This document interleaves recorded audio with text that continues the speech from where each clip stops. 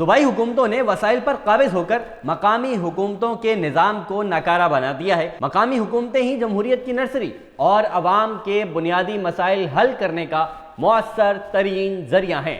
مقامی حکومتوں کی بحالی اور مضبوطی ہمارے بدل دو نظام ایجنڈے کا حصہ ہے۔ امیر جماعت اسلامی پاکستان حافظ نعیم الرحمان نے بدل دو نظام نعرے کے تحت کراچی تا پنجاب با اختیار بلدیاتی نظام کا مطالبہ کر کے نئی تحریک کا آغاز کر دیا ہے۔ با اختیار کرو بلدیات کو، حق دو عوام کو، بدل دو نظام کو، اس نئے بینر کے ذریعے با اختیار اور ایمپاورڈ شہری حکومتیں لانے کی بات کی جا رہی ہے۔ کل اس سلسلے میں جماعت اسلامی لاہور میں ایک بڑی عوامی گیدرنگ بھی کرنے جا رہی ہے، جس میں پنجاب کے بلدیاتی ایکٹ، جسے کالا قانون کہہ کر مخاطب کیا جا رہا ہے، اس کے حوالے سے مزید تفصیل سے بات کی جائے گی۔ با اختیار بلدیاتی نظام لانے کے لیے چند سال قبل کراچی سے شروع ہونے والی جماعت اسلامی اور حافظ نعیم الرحمان کی یہ جدوجہد اب پورے پنجاب میں بھی پھیل رہی ہے۔ کراچی میں جماعت اسلامی کی سالوں کی محنت کے بعد بلدیاتی انتخابات تو ہوئے، لیکن اب تک بلدیاتی نمائندوں کو مکمل طور پر با اختیار نہیں کیا گیا۔ دنیا بھر میں جو اختیارات بلدیاتی نمائندوں کو حاصل ہوتے ہیں، ہمارے ملک میں اس کی محض ایک جھلک دیکھنے کے لیے بھی پتہ ماری کرنی پڑتی ہے۔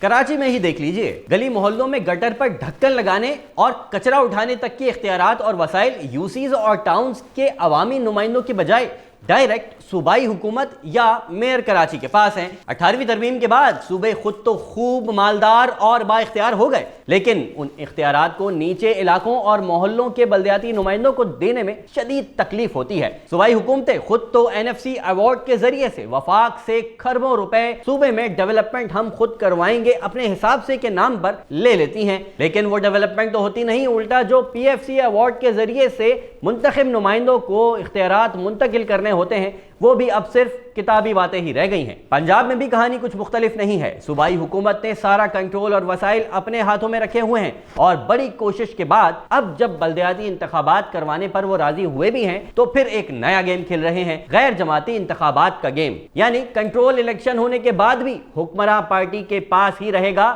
جیسے کہ سندھ میں سائیں سرکار کے پاس ہے۔ یہ ہے وہ طاقت کا نشہ جو بڑی عوامی جدوجہد کے نتیجے میں ہی اتارا جا سکتا ہے۔ کیا آپ اس کے لیے تیار ہیں؟ اپنی رائے سے ہمیں کامنٹ باکس میں ضرور آگاہ کیجیے گا۔